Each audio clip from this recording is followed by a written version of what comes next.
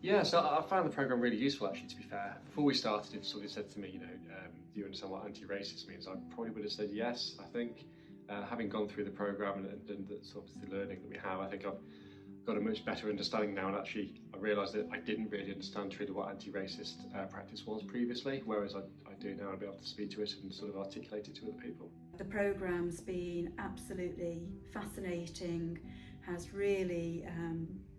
taught me so much about myself, and I've found it so helpful in helping me understand where I can make a difference and where I can focus my EDI activities to have maximum impact in the organisation. So I've always thought of myself as being non-racist, anti-racist, and relatively well informed in this kind of territory. Having been on the programme, I've sort of deconstructed that view, and I now am in a very different place where I can see that I am racist, I recognise that I'm racist, and I am actively viewing things through a very different lens than I've viewed things through historically, and I'm actively now seeking to address both my own racism and the racism that I see around me. I feel the journey has really taken me through reconnecting with what I already know, but reigniting some of the passion and the fire, I think, about being able to not just work strategically, but also work with operational colleagues to look at how we make a difference in practice and day-to-day lives around anti-racism. It's that richness of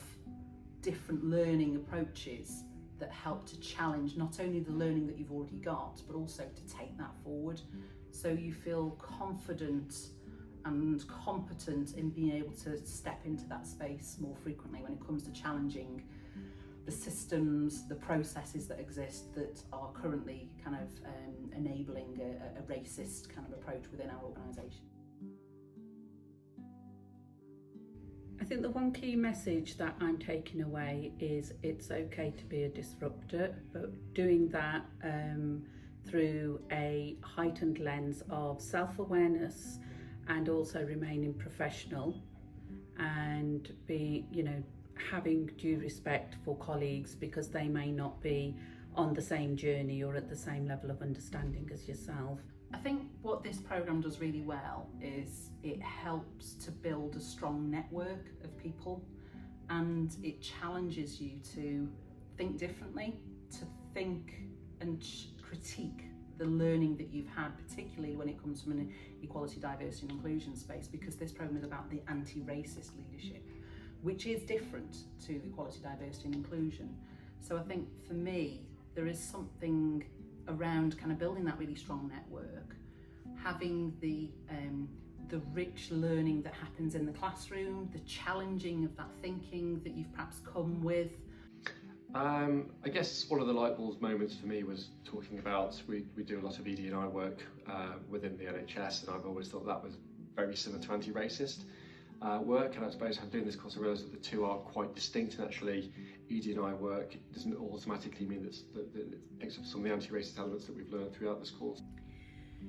I think it's about being courageous,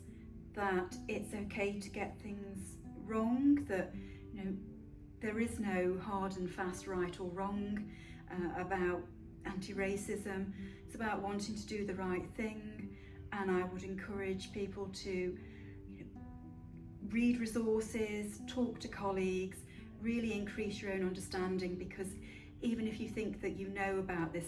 subject matter, actually there's far more to it, it's far more nuanced. It would be to focus on creating brave spaces, not to focus on creating psychologically safe spaces.